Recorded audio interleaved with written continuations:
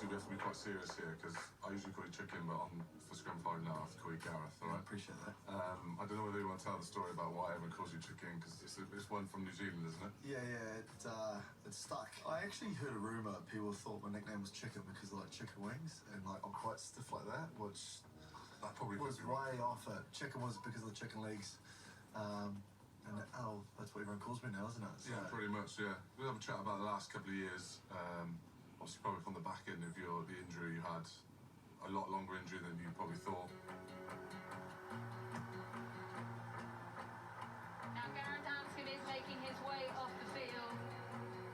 pretty unusual injury, very serious, and my rugby career sort of looked like it could have been over. So, you know, the discussions I was having at the time were to be pretty open-minded around whether I was going to come back or not, which was pretty serious at the time and sort of really shakes you up as a person. So that was the hardest time, and then dealing with that during lockdown, the fact that, you know, surgeries weren't open, we couldn't go to hospitals. So it was a really challenging time in my career and my life, I suppose.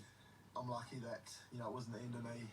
You know, we had some pretty serious conversations at one point there about whether it was time to hang up the boots, and you know, almost some advice was to probably say call it a day. That's good news though. You had your daughter. Yeah, well, exactly. Well, you know, that was probably, and all this, it's funny how things work out. She certainly came at a really good time for me, and gave me some real perspective about life, you know. So we got a dog.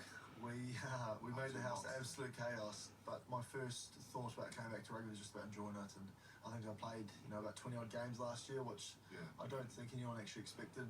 As I say, you wouldn't have expected that at all. No, I think, you know, it was about trying to see if I could play a couple of games and just see how it goes. The knee's always going to be part of my story now, unfortunately, and it's something that I've always got to prepare and rehab and stay on top of. And it is what it is. Exactly, and obviously your first game against the All Blacks, first pass interception to your mate Brodie Barrett, so that's always a good start. It's only going to get better, really, isn't it? I know, I was gutted with that. Yeah, that was a real baptism of fire, wasn't it? Probably, you know, in all honesty, fairly undercooked going into that, but, you know, you're not going to turn down the opportunity of playing for Wales. Do you reckon that 4 or 5 month period at the start of last season was the most enjoyable you've had? Obviously knowing that me and my partner obviously living with you at the time.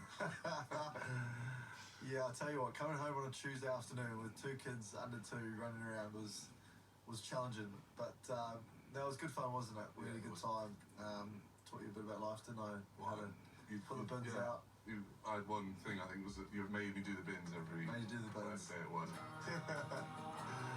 Summer tour was a big aim, and coming back and obviously kicking that winning goal for that test would have been up there probably with Wales, along with the Grand Slam, really, wouldn't it? Anscombe takes his time, strikes it well. It's there! Wales have a 1-point lead in South Africa. To have a first win over there, be a part of that, and to obviously play an important role in that. That was I suppose a real sort of moment of joy, really. You think all those difficult times you have, you know, they're the reasons why you play. Yeah, most definitely, and you know, we certainly enjoyed ourselves after that one. But yeah, that was one of the most enjoyable moments in a Welsh jersey. I think we get on. I think this year, obviously, big sort of, you know, cup at the end in terms of the World Cup. It's definitely something that'd be pretty cool if we both end up getting to them. I haven't had much luck with the World Cups with injury, unfortunately. So I've got a pretty open mindset around it this time, and you know, I just want us to enjoy ourselves and score some tries and have some fun and see what happens. Yeah, well, guess what, we're not getting any younger, are we? So we're not, I think it's going to be our last one, isn't it? It'll definitely be my last one. I'll say that. Yeah, we'll see where we go after it. I think you just learn to make the most of your time now, don't you? So you know, we're certainly a lot busy than what we used to, when we used to just run down to Plot Kenner and have coffees all afternoon. Yeah, playing cards most of the day. Not playing golf as much as we used to. No, not half as much. Kids, I tell you, I keep you grounded. So my wife would probably disagree, and yours probably would, but we certainly are playing golf nowhere near as much as we'd like, are we? Well, only the times we don't tell it. You just said that on TV there. Sure, watching. Obviously, we good luck for the rest of the season, Gar. Likewise, Alex. Yeah, obviously, hopefully I'll get back fit soon and we can score some plenty of games. Yeah, plenty of games to go, and obviously big goal at the end of the season. But cheers for coming, mate, and coffee's on you. Stay landed.